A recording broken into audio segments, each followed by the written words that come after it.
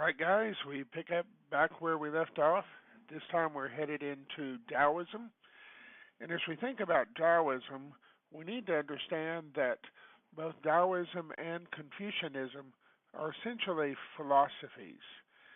They had religious aspects, such as priests and temples, added to them as these philosophies developed. But in their original forms, they were essentially philosophies. That's a reason that we would say that modern Taoism, as we see it today, is both a mixture of nature, religion, and magical practices, all of which are built around a philosophical system. When we're looking at Taoism, we really need to look at the teachings of Lao Tzu. He was a 6th century BCE teacher in China. He would have been something of a contemporary of the founder of Confucianism, Master Kung. Both of them emerged in China as it was breaking down in many ways because the old system, the old feudal system, was falling apart and warlords were emerging. And what would eventually be Taoism was founded by this man, Lao Tzu. We don't know a lot about him. We know that he was a teacher and that he traveled throughout China, passing along his sayings, which are collected in the Tao Te Ching. What's interesting about the Tao Te Ching is it's not a very long book, but ironically, it has been translated more times than any other book in the world other than the Bible. Here's an example of one of his teachings. Perhaps you have seen or heard this one before. But one that we might not have seen quite so often is this one. Notice how Lao Tzu is really speaking to the idea of wisdom, almost like proverbial wisdom that you would find in the scripture. And it's this type of teaching that greatly influences the masses in China. As we'll see a little later, Taoism really does become one of the philosophical foundations of the common people in China. So if we're going to sum up this book, we could suggest that there are many themes, but here are 5 basic themes. First, all human achievements are foolishness, especially elaborate government. If you've ever been frustrated because you tried to get a simple answer to a simple question, and all you got was a phone tree on the government line, or you were passed off to another person, then you can identify with what Lao Tzu was saying. He was saying that the small village is essential, the family is essential, and that the more elaborate the government becomes, the more mindlessly bureaucratic it becomes as well. The second theme is that it's useless to struggle against the Tao, because eventually all of humankind's accomplishments and monuments will sooner or later be gone. Here's an illustration of this. This is the waiting room for the Michigan Central Railroad Station, constructed in 1913 in Detroit, Michigan. It was a beautiful train station with a 12-story business tower located immediately over it. This particular picture is from the postcard that was sent out at or about the time that it was constructed. About 50 or 60 years later, this is what this same waiting room looked like. Notice how the benches have been moved, and it looks a little different. But this was it during the 60s, 70s, and 80s. The train station closed as an Amtrak station in 1988. Today, this is what it looks like. And if it hadn't been for the fact that someone had purchased this building and so forth, this building would be long gone. something that dominated the Detroit skyline for a number of years, here and gone in less than a century. So there's that idea that go ahead, if you build a monument to yourself, someone will remember you for a little while, but eventually, like this train station, that monument will eventually disappear. The third basic theme is that the greatest of all possessions is not money. It's not land. It's not beautiful homes. It's life. In fact, if you talk to some older folks, oftentimes they'll say, you know, the greatest thing that you can have is your health. If you ever lose your health, then it really changes everything in your life. And in much the same way, Lao Tzu is saying that life is the greatest possession, and it's the thing that we should focus on.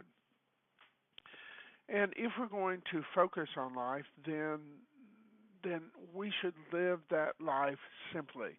And that's basic theme number 4.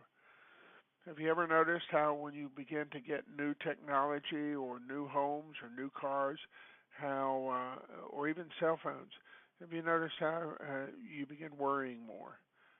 Is someone going to break in? Is someone going to steal it? Is it going to be there when I get back? If you live simply, you're not worrying about these things. And finally, the 5th basic theme is pomp and glory are to be despised.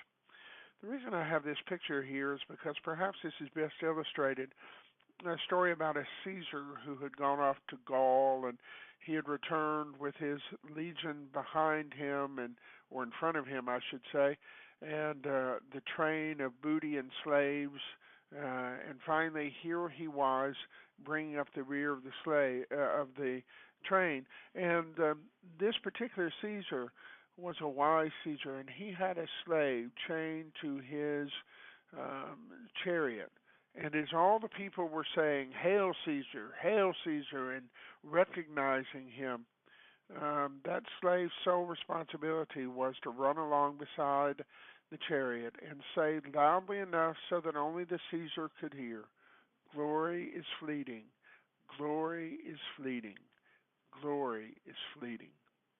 Meaning that the same people who today want to come along and say you're the best person in the world, tomorrow may be the very person who said that they don't need you anymore, and let's get somebody else in there. So if you go after glory and fame, then you're never going to get out of the maze, so to speak. You're never going to get off the wheel. You're always going to have to run faster to keep that glory, that fame going. So let's look at a few other principles that come out of the living out of this life. The cardinal principle of Taoism is probably Wu Wei, the idea of inaction. Rather than being ambitious and driven, you're more like you're passive. You're waiting for it to come to you. Notice that you've got this phrase here, the path of least resistance. Notice that water flows to the path of least resistance. And water has no vitality in and among itself, but give it some velocity and give it some time, and this is what a little bit of water over a long period of time can do. Of course, this is the Grand Canyon, and that's what the Taoists are saying. They're saying that Wu Wei, passivity, not ambition, drive, and desire, is what accomplishes things. So then the aim of the wise person in Taoism is to be in harmony with that Tao, to live in harmony with nature. So you go the natural way. You just as you would sand wood along with the grain, you go with the natural way of life. And that's what the wise man is seeking to do. So then, your cultural heroes, your ideal people, rather than being guardians of the galaxy as we see here, they are persons who become self-sufficient and not dependent on wealth or prestige. Please note what this does not mean. This does not mean that these individuals are not wealthy. It does not mean that they do not have prestige. What it means is if you're living simply, if you're not focusing on pomp and glory and leaving a name for yourself, then you're not dependent on that wealth, that prestige, that self sufficiency for your personhood. And the way you can do this is to do it spontaneously and without strain. This is the paradox of Taoism. You don't always go after it. You're not driven. You're not ambitious. But if you'll go at it with spontaneity and without strain, then the byproduct of happiness and contentment are there. And one of the primary ways you do this is through stilling your senses and your appetites. In much the way as this cowboy is reining in on his horse, one of the primary ways we can find that happiness and contentment is through stilling your senses and appetites. And so you can also empty the mind. This is a primary tool that the Taoists would use, emptying the mind, not filling it with all sorts of dreams and various things you can focus on, but by emptying the mind. Another pertinent thing here is the idea of yin and yang. Yin and yang came out of classic Chinese society, and it really is the idea of opposites. And you'll notice by this classic yin-yang symbol here that you have exact opposites being represented. The Taoist would say that when we look at the four seasons, when we look at the variety and the opposites here, what we see is the interplay of the yin and yang. So at the height of summer, you're thinking about winter, and in the depths of winter, you're thinking about summer. So it's the interplay of this yin and yang that to which we can attribute the cycle of the seasons. So if life is to be lived simply, if it is to be something that is focused on the small village, then oftentimes later Taoist scholars began to look at the idea of alchemy, metals and other things that could be used to extend life. And here's the irony. This philosophical system, which didn't really focus in on gods, as you began to think about alchemy and extending life, then naturally you began to think about the gods who might enable you to do that. So let's conclude here with the idea of Taoism and Confucianism.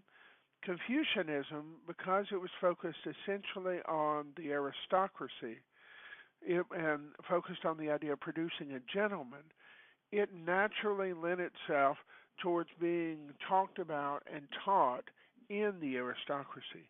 Taoism, on the other hand, was a religion of the masses. Most folks focus most of their time, effort, and energy on their local village shrines, their family, and their lives there.